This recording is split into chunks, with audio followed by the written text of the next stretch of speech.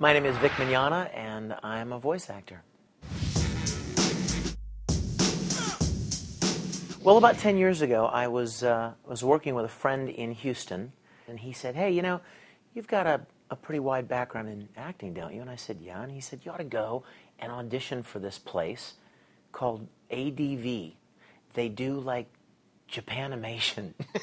And I was really fascinated because I had no idea that such a place existed in Houston, Texas, And so I went and auditioned, and at the time, ADV was like, this small little entity just doing this fan service kind of a niche market kind of a thing. And I got cast as Vega in Street Fighter 2. And then the next show came up, and I got to work on that one, and then the ball started rolling, and then I met some friends and made some friends at Funimation in Dallas, and did Dragon Ball Z and Yu Yu Hakusho and Kitty Grade and Case Closed and Spiral and then Full Metal, and now I've started working out in LA as well, doing Bleach and several video games and different animes out there as well.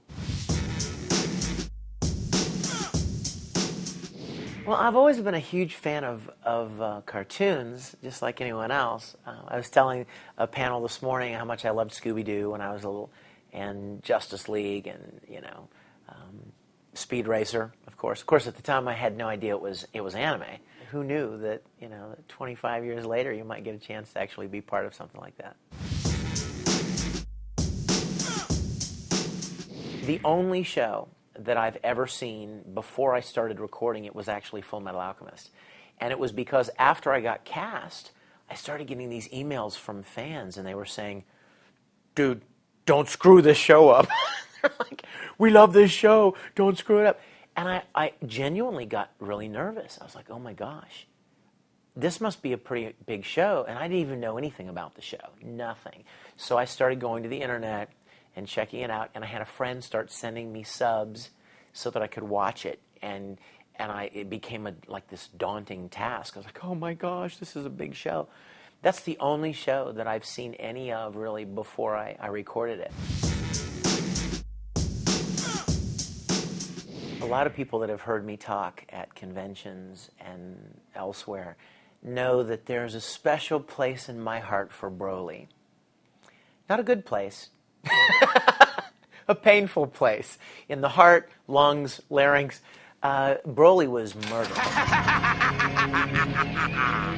If you wish not to fight back, I understand. But I am going to destroy this planet no matter what. They called me and said, "Can you do like a dark, deep, angry voice?" And I was like, "You mean on the phone?" How scary is that going to be, right? And they're like, "Sure, just do something." And so I just said something, mean and angry, and they were like, "Yeah, that's great. We want you to come and play this character for Dragon Ball." And of course, my initial response is, "Woohoo! I get to be a Dragon Ball!" And then I got up there, and I started doing it. And I mean, within 2 hours, my voice was gone. And I was scared because it was gone. And so I had to go back up and finish it. And I thought, well, at least he died at the end of this movie, so at least I don't have to do that anymore. Oh, no. Nobody dies in Dragon Ball.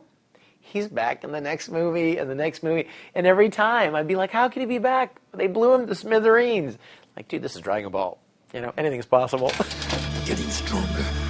Yes, much stronger.